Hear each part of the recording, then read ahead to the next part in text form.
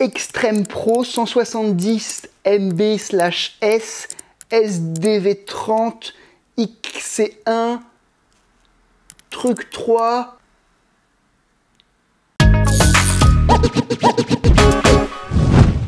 Salut à tous, salut à toi. Aujourd'hui, épisode spécial sur les cartes SD. Alors cet épisode fait suite à l'épisode de la semaine dernière sur lequel on parlait des différents supports d'enregistrement et notamment des supports d'enregistrement à mémoire flash. Et aujourd'hui, on s'intéresse plus particulièrement aux cartes SD, qui est le type de carte mémoire qui est le plus démocratisé et le plus utile pour les vidéastes. Déjà, commençons par un petit peu de culture confiture pour briller en société et autres dîners mondains. Alors, les cartes SD ont été développées en 2000 par 3 fabricants qui sont Toshiba, SanDisk et Panasonic. Et carte SD, qu'est-ce que ça veut dire? Ça veut dire Secure Digital. Maintenant, revenons sur deux notions que j'avais déjà abordées dans la précédente vidéo, qui sont la vitesse d'écriture et la vitesse de lecture. La vitesse de lecture, c'est ce qui va vous permettre de lire votre fichier, et la vitesse d'écriture, logiquement, ce qui vous permet de l'écrire. Attention également à la nuance entre MB et MO. MB mégabit, MO mégaoctet. Sachant que 1 octet est égal à 8 bits, 1 mégaoctet est égal à 8 mégabits. Alors vous allez me dire, oui, mais sur les cartes SD, c'est écrit en MB, et c'est vrai, mais ce qui est écrit en MB, c'est la vitesse de lecture. Alors, il est possible que vous trouviez soit sur la boîte, soit éventuellement dans les informations sur le site sur lequel vous achetez, la vitesse d'écriture en MB. Dans ce cas, top, pas de conversion à faire. En revanche, si vous regardez vraiment purement sur la carte, vous allez voir un petit V, et lui, ce V, j'y reviens un petit peu plus tard dans la vidéo, lui, on parle en MO. Mais on y revient plus tard. Avant, j'aimerais vous présenter les 4 familles de cartes SD. Et oui, il y a déjà 4 familles. La première, qui n'existe quasiment plus, c'est la SD-SC. Donc SD, on l'a vu, un Secure Digital. SC pour Standard Capacity. C'est une carte qui va jusqu'à 2 Go maximum, donc c'est pas beaucoup. Et le système de fichiers, de formatage de fichiers, c'est le FAT16. C'est un système que je ne connaissais même pas. Deuxième famille, les SDHC. HC cette fois-ci pour High Capacity. Ça aussi, ça va pas trop nous intéresser. En gros, ça va de 2 Go à 32 Go, ce qui est pas énorme. Et là, sur le système de formatage, on est sur du FAT32. Troisième famille qui, elle, va nous intéresser, les SDXC. XC pour Extreme Capacity. Ici, on passe un système de fichiers en exFAT et elles vont de 32 jusqu'à 2 Tera. Et c'est celle qu'on utilise pour la plupart tous quand on filme, sachant que ça va jusqu'à 2 Tera, mais à l'heure actuelle, je crois qu'aucune carte n'est sortie dépassant les 1 Tera. Mais ça devrait forcément arriver un jour ou l'autre. Dernière famille de cartes SD, les SDUC. UC pour Ultra Capacity. Alors, ça a été annoncé en 2018, mais à ce jour, c'est toujours pas sorti, donc on sait pas trop de choses à ce niveau-là, mais on sait juste que c'est la prochaine génération de cartes SD. 1 ou 2.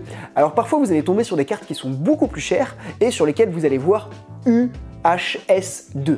Alors pourquoi 2? C'est tout simplement qu'il y aura une deuxième rangée de picots derrière qui leur donnera une meilleure vitesse de lecture et aussi évidemment d'écriture. Ce qui est bien, c'est que ces 2 picots, ça rend la carte meilleure, mais ça reste compatible avec tout type de lecteur et tout type d'enregistreur. Pour carte SD évidemment, hein, c'est sûr que si vous sortez ça sur un compact flash, ça va pas marcher. Les sigles maintenant, CUV, dans lequel parfois on voit un petit chiffre se greffer. Alors là, je prends mes notes parce que c'est un petit peu complexe et je retiendrai jamais tout par cœur. Et je vous fais apparaître sur le côté un tableau honteusement pompé de Wikipédia. Donc en gros, ces 3 lettres que sont le C, le U et le V, ça va représenter des classes de vitesse. Regardons un petit peu le tableau. En fait, ces normes vont nous permettre de connaître la vitesse d'écriture, sachant que la vitesse d'écriture là va être annoncée en octets et non pas en bits. C'est pour ça que je vous disais que la conversion était importante. Alors tout ce qui est C et U, ça va pas spécialement nous intéresser.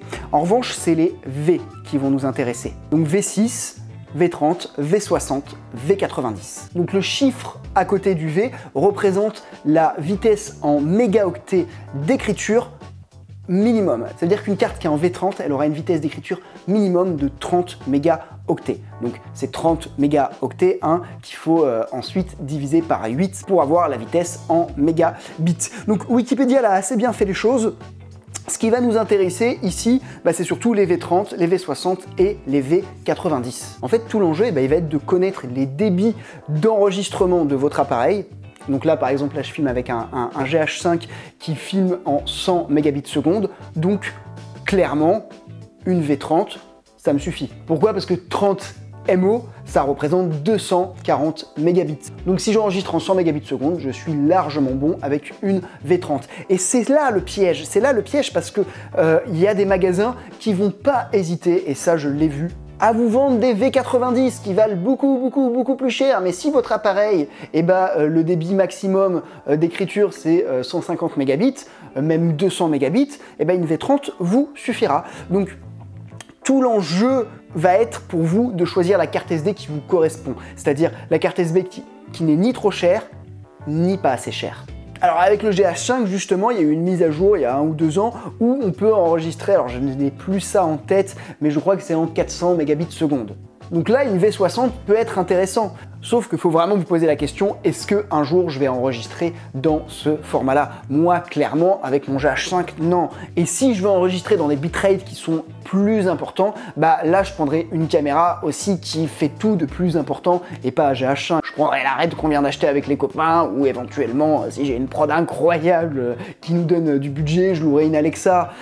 Et c'est à titre personnel, j'utiliserai pas mon GH5 dans ses capacités maximum. Donc voilà, je voulais quand même porter l'importance sur le fait de prenez une carte mémoire qui correspond à vos besoins, ni pas assez, ni trop peu. On arrive quasiment à la fin de cette vidéo. 2 choses avant, donc retenez que ce qui est intéressant parmi tous les trucs qu'il y a écrit sur les cartes, au final, ça reste le V, oui, c'est un signe de V que je fais, ça reste le V et que globalement, V30, V60, c'est très bien, même V30 correspondra très souvent, suffira. Deuxième point, faites attention avec tous les revendeurs, j'ai l'impression que les tarifs de carte SD, c'est quelque chose d'extrêmement versatile. J'ai trouvé une carte B par exemple qui était moins bien que la carte A, mais plus chère, parce que c'était juste le revendeur qui changeait. Donc n'hésitez pas à comparer les prix parce que vraiment les cartes SD ça peut varier quasiment de 100% en termes de prix, donc faites attention. Enfin, le V c'est utile, mais moi je vous invite quand vous achetez une carte quand même à essayer de trouver la réelle vitesse d'écriture. Ça sera soit sur la boîte normalement, soit sur le site sur lequel vous l'achetez normalement, il y a écrit la vitesse d'écriture. Faites juste attention à ce qu'elle soit bien écrite en mégabits seconde et pas en mégaoctets. Si c'est en mégaoctets, faudra faire une conversion. Voilà, on arrive à la fin de cette vidéo. Comme d'habitude, le petit pouce des familles, il fait plaisir. N'hésitez pas non plus, si vous venez de débarquer ici, à vous abonner et pourquoi pas à mettre la petite cloche.